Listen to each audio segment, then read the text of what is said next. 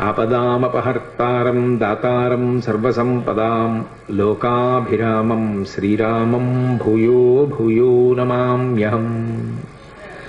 హరి ఓం. పరమేశ్వర స్వరూపైన సభకి నమస్కారం. స్వామి హనుమ యొక్క ఆవిర్భావం గురించి వాల్మీకి మహర్షి శ్రీరామాయణం యొక్క ఉత్తరకాండలో ప్రస్తావించారు. శ్రీరామాయణం యొక్క పట్టాభిషేక సర్గ కూడా పొదగబడినటువంటి యుద్ధకాండ కూడా దాటిపోయిన తరువాత ఉత్తరకాండ సాధారణంగా చదివేటటువంటి అలవాటు తక్కువగా ఉంటుంది. ఆ ఉత్తరకాండలో హనుమ యొక్క ఆవిర్భావ ఘట్టాన్ని వర్ణించారు. రామచంద్ర ప్రభువు అగస్త్య మహర్షిని ప్రశ్న వేశాడు. అసలు ఇంత అనితర సాధ్యమైనటువంటి బలపరాక్రమాలు ఎలా కలిగాయి?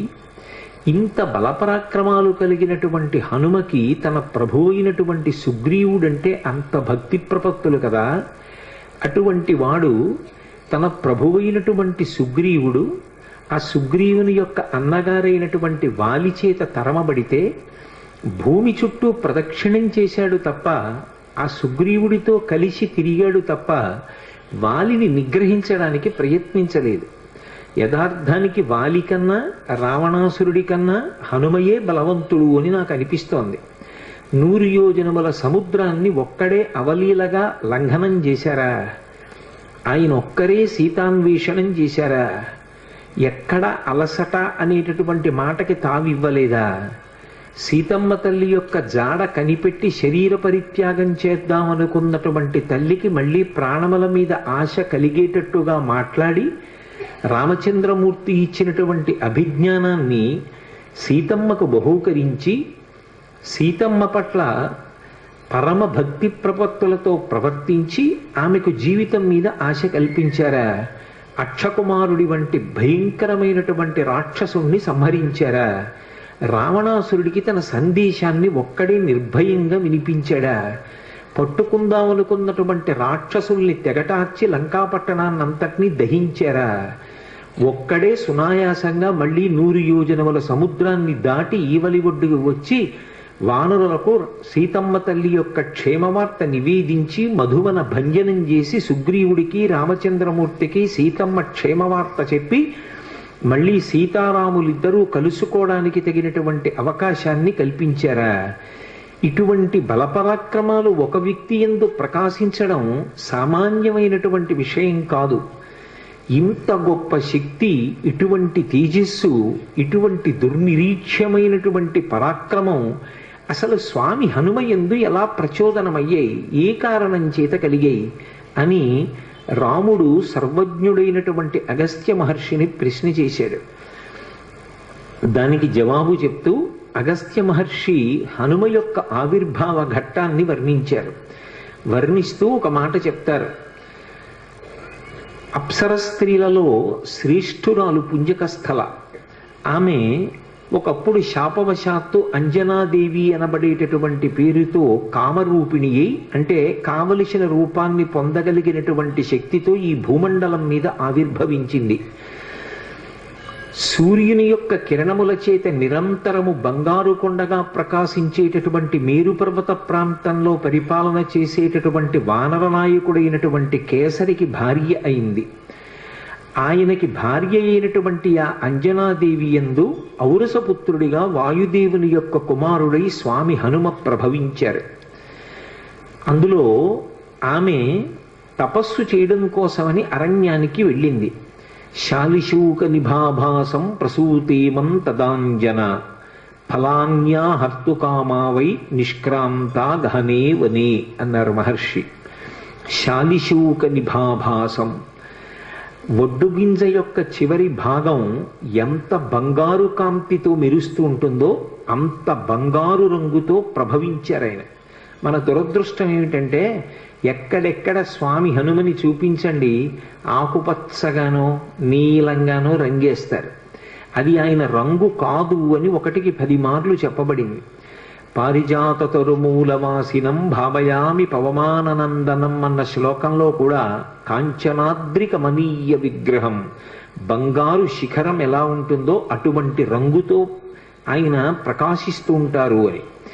యథార్థానికి గోస్వామి తులసీదాస్ హనుమ యొక్క అవతారమే అని చెప్తారు. అటువంటి తులసీదాస్ గారు హనుమతో ప్రత్యక్షంగా అనేక పర్యాయములు మాట్లాడారు.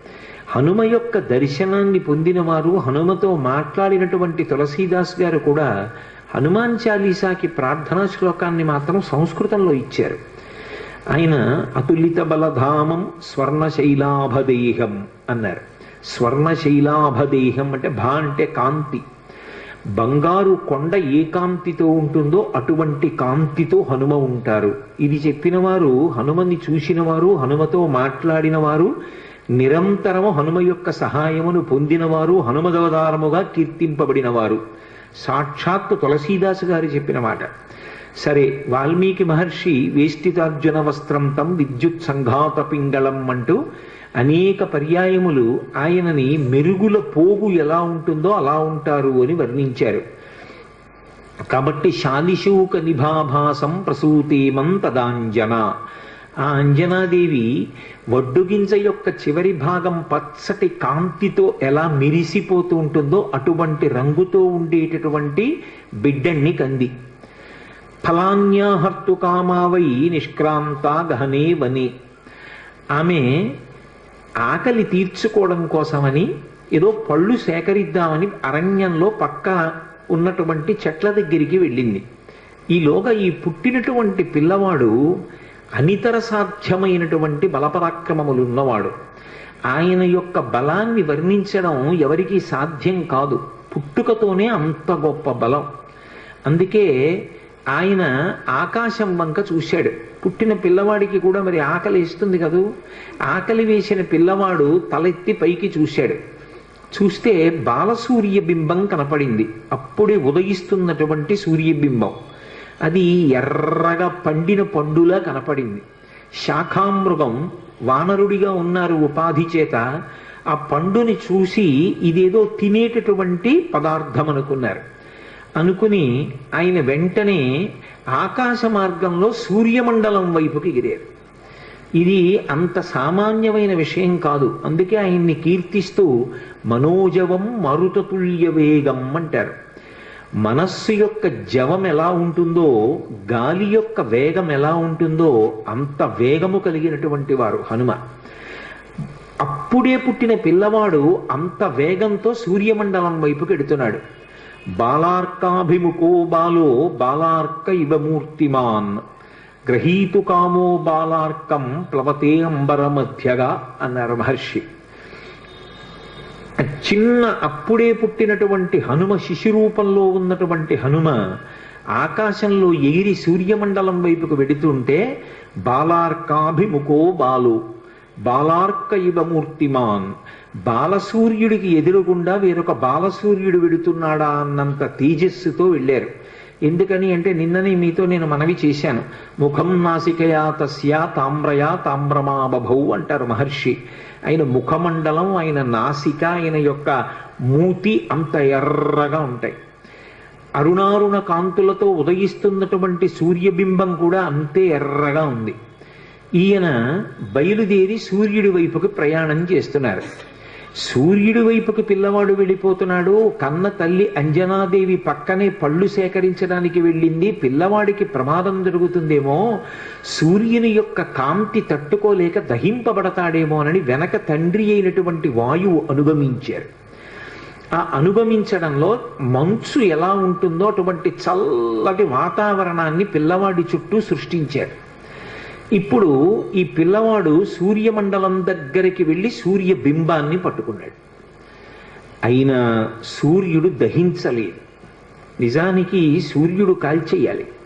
కానీ ఆయన ఒక్కసారి ఆలోచించాడు.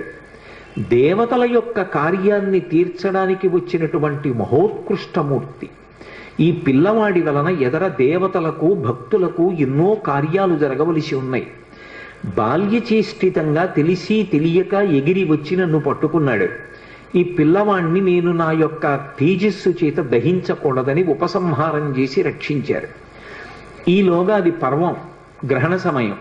సూర్యబింబాన్ని గ్రసించడం కోసమని రాహువు వచ్చాడు.